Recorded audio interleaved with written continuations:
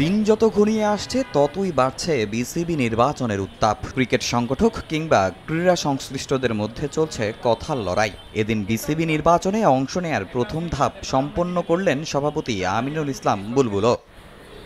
মোহাম্মদ আশরাফুলের পরিবর্তে ঢাকা বিভাগের অ্যাডহক কমিটির সদস্যপদ পেয়েছেন বুলবুল।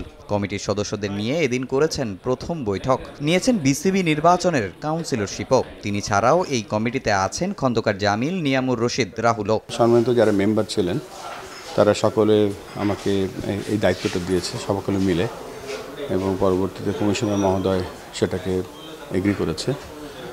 আর এখানে আমার কাছে মনে হচ্ছে যে আমি যদিও পুরানো ঢাকার ছেলে এবং ইনডাইরেক্টলি একটা দায়িত্ব চলে আসলো।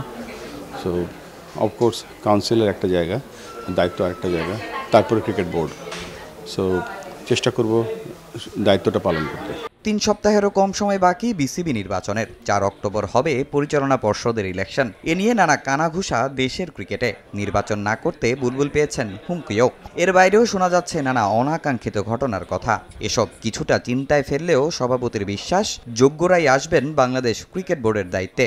একটা পথে চলছি যে এই পথটা যেন একটা সফল এবং একটা রাইট পারসনটা যেন এই ইলেকশনের মাধ্যমে ক্রিকেট থেকে সার্ভ করতে আসতে পারে। বেশ কিছু ঘটনা ঘটে যাচ্ছে যেগুলো অনাকাঙ্ক্ষিত, সেই ব্যাপারটা আমরা সরকারের প্রশাসনের সাথে কথা বলে আমরা চেষ্টা করছি ওটা কীভাবে ম্যানেজ করা যায়। নির্বাচন তো একটা অল্প সময়ের জন্য, আর ক্রিকেট খেলাটা বাংলাদেশের, যারা ক্রিকেট খেলবে ভবিষ্যতে তারা দেখছে কী করছি আমরা, যারা এখন খেলছে তারা দেখছে কী করছি আমরা। তা আমাদের কাজের উপরে আমাদেরকে এক্সাম্পলটা যদি সেট করতে না পারি তাহলে আমরা কি উত্তর দেবো নেক্সট জেনারেশনকে। ক্রিকেট পাড়ায় ওপেন সিক্রেট, বিসিবি নির্বাচন ভাগ হয়ে গেছে 2 ভাগে। বিএনপি ও বর্তমান সরকারের হস্তক্ষেপ, এমন কথাও শোনা যাচ্ছে। তবে এ প্রসঙ্গ উড়িয়ে দিলেন সভাপতি বুলবুল। আমি কোনো গ্রুপ দেখতে পাচ্ছি না। যারা ইলেকশনে আসবে সবাই একসাথে ইলেকশন করবে, উৎসব হবে একটা। আমি ব্যাপারটার মধ্যে দেখছি আর।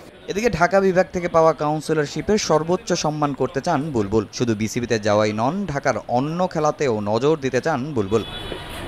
তামিম হোসেন, সময় সংবাদ, ঢাকা।